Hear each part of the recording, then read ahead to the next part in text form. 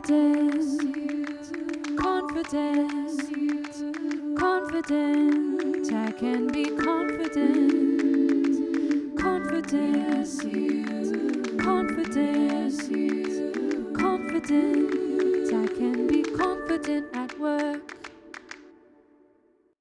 Hello and welcome to the Confident at Work podcast. I'm your host and your confidence coach, Anna Manning. And today we have an episode about decisions. And I would ask you to excuse the fact that today's audio is not going to be the best. We will be back to regular, lovely audio next week. But this week I'm traveling and I still wanted to bring you a podcast. So, for a little while now, I've been thinking about buying a new pair of trainers. My current pair of New Balance, which I've loved, have broken at the back. They really need to be put out to rest. But for ages, I've been trying to decide which pair of trainers I want to buy next. And this is like a seemingly simple decision in someone's life, right? What trainers to buy? It doesn't have any great impact. It doesn't have any great sway or hold on my life. It's just a pair of trainers.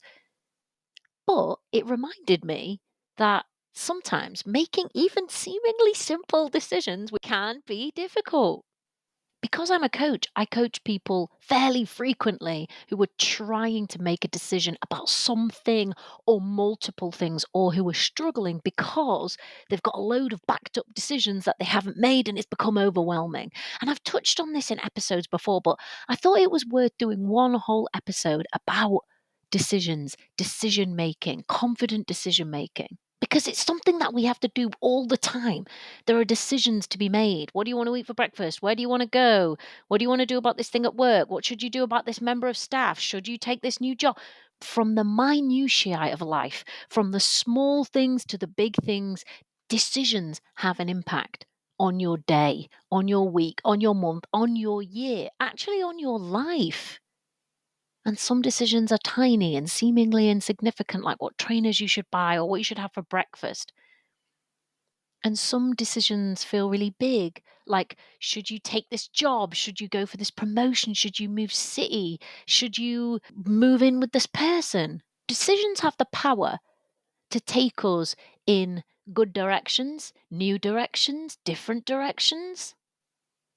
And sometimes they also have the power to frustrate us and overwhelm us. And sometimes, like in my case with the trainers, we simply don't make the decision. And then we can get to this place where the decision or the decisions can kind of back up behind this dam of unmade decisions, but they don't disappear.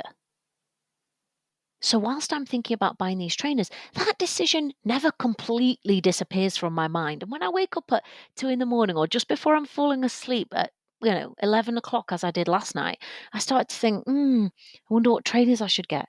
That decision hadn't disappeared, hadn't gone anywhere. It was still whirring around somewhere in the back there, and my brain was still offering it to me and being like, oh, by the way, I know you've still got this unmade decision about the trainers. So it pops back into your head. And I think that it can drain power from your brain. Having unmade decisions floating around there in the background, like a load of open tabs on your computer. And when I get lots of decisions that get backed up behind this dam of unmade decisions, it actually reduces, for me, my ability to make decisions. So it's like a negative cycle, like a negative loop. It makes itself worse. And then I have more decisions, obviously unmade, because it's more difficult for me to make a decision. And then I think when we get out of the day to day of it and step back a little bit further, what it can do to me or to you if you routinely struggle to make decisions or have lots of unmade decisions, it can even become an identity thing. You'll hear people say, oh, well, I'm just quite indecisive, or, oh, yeah, I really struggle to make decisions. That then becomes an identity thing. Then you think, this is who I am.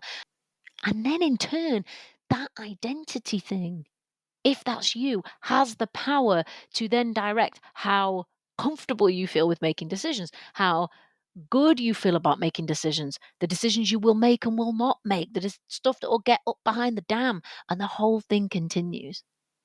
And I feel like that's a painful place for somebody to be. I know when I've had that, it's been a painful place for me to be.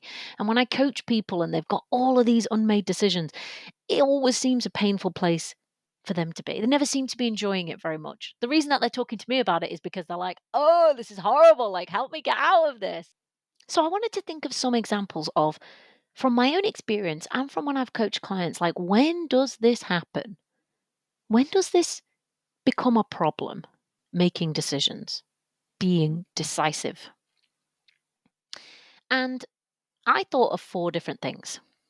The first one for me was that a long time ago, I was also trying to make a decision about what pair of trainers I wanted. And I could not decide for the life of me what trainers I wanted. And I realized actually what's going on for me right now is that I have this huge decision that I'm trying to make about my life, like a big decision about my life that was going to take my life in one direction or another. Big stuff for me. And on top of that, I was trying to make a decision about what pair of trainers I was going to buy. And it was just too much. At that time, while I was trying to make that huge decision, I just didn't seem to have the capability or the capacity to make this other seemingly insignificant decision about the trainers. Once I realized that, I just repurchased the ones I'd had before. I knew I had limited capacity at that point for other things, even seemingly trivial things. So if there's a big thing going on in your life, a big decision, a big event, you may have less capacity, or you may feel like you've got less capacity to make other or smaller decisions. Another time when decision making I think can be difficult is if you're struggling with your mental health. So I had a period of time where I was really struggling with my mental health. And I remember really vividly going into the Nisa, that's like the food shop at the end of my road, to decide what I was going to have for my tea. And I remember walking around in the Nisa and just looking at all the shelves. And, if you'd have been looking at me, I must have looked totally lost. And I came out with no food, nothing. I could not make the decision about what I should buy for tea. Now, that feels very insignificant, right? A tiny little thing. And yet, due to the fact that I was struggling with my mental health at that point, I couldn't make a decision and I left the shop. So that's another time when your decision making might be impaired or a lot more difficult for you. Another time when decision making can be difficult, and this is something I see a lot in my work, is if the decision making thing is actually part of a wider issue, which is a low confidence cycle. If you don't know about the low confidence and high confidence cycles that I talk about, then I will leave a link in the show notes. Go and explore the episodes, go and explore low and high confidence cycles. But when you are in a low confidence cycle, decision making is going to be more tough. So typically when you're in a low confidence cycle, you might be quite harsh with yourself. You might be suffering with quite a bit of self-doubt. You may be really focused on how other people are perceiving you. You may be requiring perfect standards of yourself. You may not be tolerating any kind of mistake, and you may be real focused in on the negatives and really not noticing the positives anymore. Well, in that environment, of course, making a decision is going to be tough because you know that somebody's going to be harsh with you if you quote unquote get it wrong, i.e., you.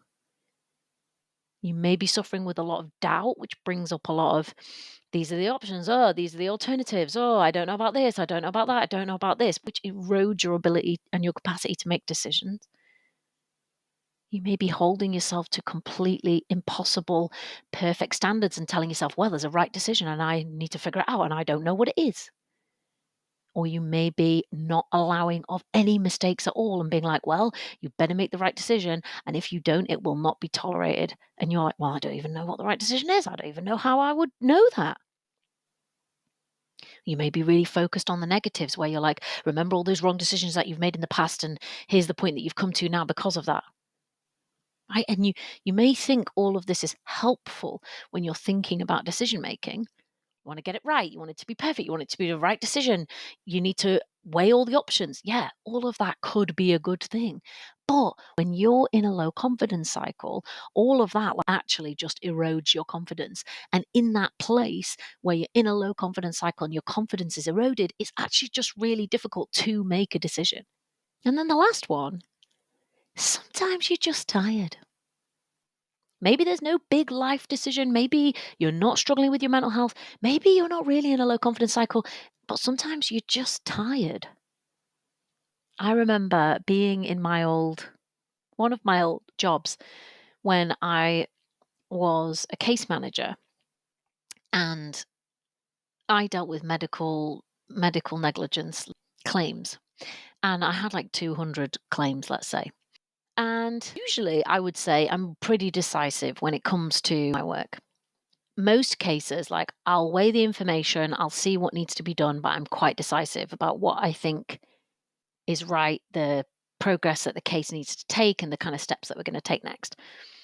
And I remember it's probably only like 6 p.m., but I remember being in the office. I was looking at this case, I was looking at this advice that I'd been given, and I just could not, for the life of me, figure out what the right decision was, what I wanted to do, what I was gonna, I had to go back to somebody and I just couldn't do it.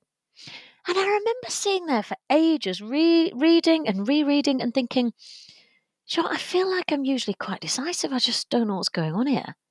And then in the end, I thought, you know what? I'm giving this up as a bad job. I'll come back to it in the morning. Closed down, went away, came back to it in the morning. Lo and behold, what do you know? When I opened it the next morning, I was like, well, it's patently obvious what needs to happen in this case. And straight away, I was able to give the instructions. And afterwards, I thought, God, Jesus Christ, what was wrong with me last night? Why on earth was I finding that so hard? Well, turns out I was just tired. I'd probably made 1,000,000 decisions already that day. I'd probably been working for 10 hours. By that point, I had no decision-making capacity left. So sometimes you're just tired. You need to come back to it the next day, or maybe the next week. Maybe you need to have a weekend. Maybe you need to have a holiday, whatever. But there are my ideas and my experiences of when it can be difficult or when it is difficult to make decisions. But over to you. If it's sometimes difficult for you to make decisions, fill in the blank. Finish this sentence for me. It's difficult for me to make decisions when. Fill in the blank. That will give you a little bit of insight. That will help you to get underneath your own hood and see and say, when is it difficult for me? Now, I shared that question on my social media and I asked people to respond just so that I could get some ideas. And I asked, it's difficult for me to make decisions when ... And here are some of the things that came back. I'm worried about getting it wrong. I put myself under a lot of pressure to get things right. I remember my past failures in decision making. And I think that it's a black and white thing. It's difficult for me to make decisions when I'm worried about getting it wrong. I remember past failures. I put myself under a lot of pressure to get it right. And I forget that it's not a black and white thing. Of course, it's more difficult to make a decision if we're worrying about getting it wrong. We don't want to get stuff wrong. It's not something that we set out to do. So if we're really worried about getting it wrong, we're probably going to dither. We might doubt. We might go around the houses with all the available options multiple times. We might just try and endlessly seek more information. We might just put the decision off. We don't want to be wrong, but we're also assuming that there even is a wrong. With some decisions, there may be, but with many, we completely forget that there actually aren't. If you make a decision in a maths test about what to say for 2 plus 2, and you decide 5, well, maybe objectively we could say that's wrong. But I'm guessing most of the decisions that you're trying to make or that you have to make in your work life and in your personal life don't really fall into that category. Most of the time, there isn't a binary black and white, right and wrong like that. Yet, probably much of the time, we're treating the decision like there is. I often find myself asking that question when I'm coaching clients about decision. They're thinking there is a correct answer. I find myself asking something like, are you thinking there's actually a right and wrong answer to this? And they're like, well, yeah. But imagine me with the trainers. Is there a right and wrong answer to which trainers I should choose? No. But if I was imagining that there was and I didn't know what the right answer was, I would have to do an awful lot of fannying around to try and find out. A bit like that case example. I'm trying to figure out, like, what instructions am I going to give in this case? What steps do we take next? And imagine I'm thinking, there's a right answer and I just have to figure it out. Well, there is no right answer. It's more of an art than a science. Yes, it's based on the evidence, and yes, it's based on experience, but there isn't a this is the right answer and this is the wrong answer, and I just have to figure out which one's which. There's multiple things that could happen, and they could all potentially be quote unquote right. And what about when we remember past failures? I remember chatting to a lady about a job that she was thinking about taking, or a career move that she was thinking about making, I should say. And she said, you know, I'm really, really struggling to make this decision, but I've got to get it right because every decision I've made about my career today has been wrong. And I remember thinking, oh, good luck making that decision. Imagine if somebody had said to you, by the way, make sure you get this decision right because every decision that you've made so far has been wrong. Oh, no pressure. Also, completely undermining your own trust in your ability to make a good decision for yourself. By the way, you're rubbish at making decisions because every decision you've made is wrong. Better get this one right. Jeez Louise, talk about putting the pressure on. One, there probably isn't even a quote unquote right decision. Two, you've reminded yourself that you're rubbish at making decisions. And three, you've kind of subtly threatened yourself about the fact that this one has to be right. Tricky trying to make a decision in that circumstance, I would imagine. Sometimes we just fear the negative repercussions. We're thinking, if I choose the wrong decision, then I'll end up in a bad place. And you know what? From a decision, there may end up being a negative repercussion. There's probably also a negative repercussion of you not making the decision. But I'm guessing that your brain's not going to major in on that. So here's some useful tools that I think you can use if decision making is tricky. Here's where we come to the decision amnesty. Let's say you're where I was and you've got loads of decisions backing up against this dam. Get a piece of paper and a pen out now, unless you're driving, and I want you to write out all of your currently unmade decisions. This could be from what restaurant do you want to go to on Friday, what trainers do you want to buy, or what job do you want to take next. Write down all of them, seemingly insignificant through to big, hairy decisions about your life. And once you've written them all out, go back through the list and just make them one by one.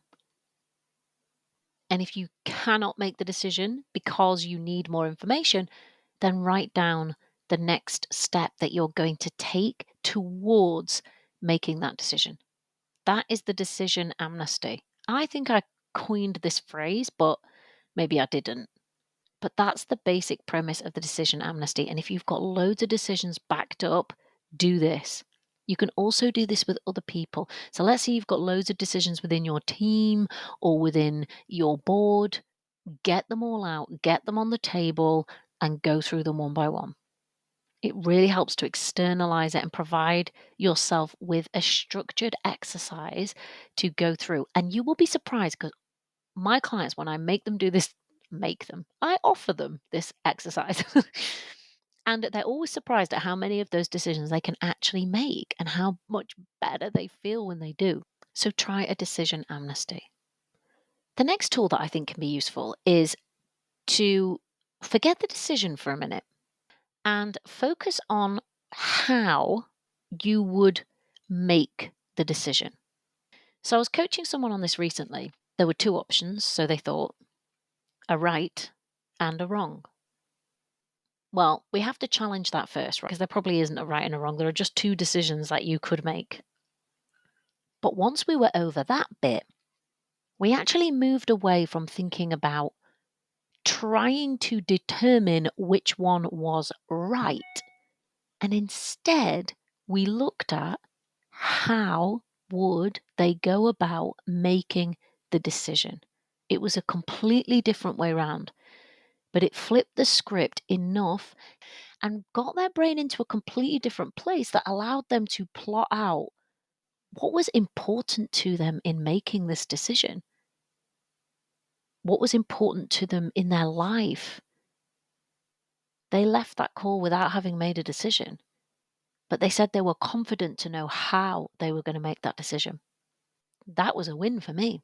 So if this is you and you're trying to make a decision and you've got your white hot light focused on this decision, maybe just back up a little bit and instead think about, how would I come to this decision? How would I come to a conclusion about which of these options I would like to take? And maybe I should have done this one first. But it's also worth considering, what are my options? Very often we're giving ourselves a binary. It's this or it's that. And I don't know which one's right. And I don't know which one I'm going to choose. But very often there's more than two options available. Sometimes you could even ask whether you could have both. So I want you to really go through and see, are there only two options here? Or are there other potential options that I haven't identified? Another useful tool, if this is part of a wider issue, a low confidence cycle, and if you want to find out whether or not you're stuck in a low confidence cycle, head to the show notes and take the confidence assessment. You'll find a link there. You answer a few questions, and that assessment will tell you whether or not you're in a low confidence cycle. And if you are, it will give you some personalized results to think about how to get out of it. But if decision making is generally difficult for you because it's indicating that it's part of this low confidence cycle, that might be the longer term work that you need to do. That might be the thing that you actually need to focus on, because it may be your decision making ability is actually fine. Once you're out of that low confidence cycle, or once you're starting to move out of that low confidence cycle and into a high confidence cycle. So remember, we said when you're in a low confidence cycle, there's more self-criticism, there's more self-doubt, there's more holding yourself to a completely unrealistic standard, there's less or no tolerance of a failure or mistake, and you're really focused on the negatives or your flaws and failings and not really able to see the positives or a kind of balanced picture. All of that is going to make decision making tricky. The opposite of that, when you're in a high confidence cycle, there's a lot more self-trust. There's a lot more self-belief. You hold yourself to a realistic standard. You are able to tolerate a bit of a failure or a mistake or a setback and carry on. And being in that state, being in that high confidence cycle, helps you to feel more confident making decisions. Think about it from the external. Imagine you worked in a place where everything you did was criticized, doubted, you were held to impossible standards, and someone was definitely going to point out if you got anything wrong. It would be much harder for you to make decisions in that kind of environment. You may even become completely paralyzed and not really be able to make decisions at all. But conversely, imagine that you were in a completely different culture where you were trusted, you were respected, you were in an environment where people saw your strengths and your abilities. In that kind of environment, you're going to find it much more easy to make decisions because you know you're not going to be yelled at, beaten down, told that you're crap at your job, doubted. It's easier to take a risk. It's easier to trust yourself in that kind of environment. And that's what we want for you on the inside, for you to be in that internal culture of a high confidence cycle. And the last tool that I have for you is to consider whether this has become a bit of an identity thing for you. So earlier in the episode, when I was saying sometimes if we don't make decisions, they get backed up and they don't disappear and then they pop up in your head at 3 a.m. and then they drain the power from your brain and they further reduce your ability to make decisions. And then the longer term thing of that, if that's what's happening all the time, is that you can start to label yourself as indecisive or just rubbish at making decisions. It's become an identity thing. You've internalized it as this is just who I am. I want you to know that if you've internalized that and made it an identity thing, it is going to be harder for you to make decisions. If you're saying of yourself, oh, I'm just rubbish at making decisions, oh, I'm very indecisive, or I always go around the houses, you're actually going to be setting yourself up for that. You may think you're just reporting the facts, but I will bet you that there is an area in your life where you are decisive and you do make decisions. But I'll bet while you have the identity as an indecisive person who can't make decisions and goes around the houses, you're not going to be noticing it. And I gently, gently invite you to consider the possibility that you could let go of indecisive or goes around the houses or don't know what I want as an identity. Unless you think it's really helping you. Because I'm not sure it will be helping you that much with the whole decision making thing. In fact, I pretty much guarantee that is probably making it more difficult. All right. I hope it was a useful episode. I will share a picture of me with my new trainers on when they arrive, arriving on Thursday. Oh, so by the time you listen to this podcast, they've probably already arrived. Last thing, if you haven't yet been to the How to Grow Your Professional Confidence Masterclass, the podcast is hosting it in October. There is a link in the show notes. It will be at the top of the show notes. Go and click in that link. If you haven't been to the class yet, sign up.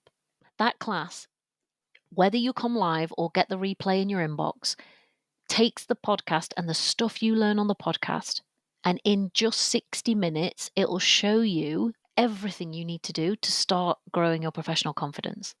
If you like the podcast, you will love the class. Come and join us or get the replay in your inbox. Hit the link in the show notes, and I would love to see you there. Plus, if you want to share this with your team, with your colleague, with your sister, whoever, share it. Everyone is welcome. I want these tools and this knowledge in the hands of as many professionals as possible. All right, I will see you in next week's episode. Bye. Confidence, confidence, confident. I can be confident, confidence, confidence, confident.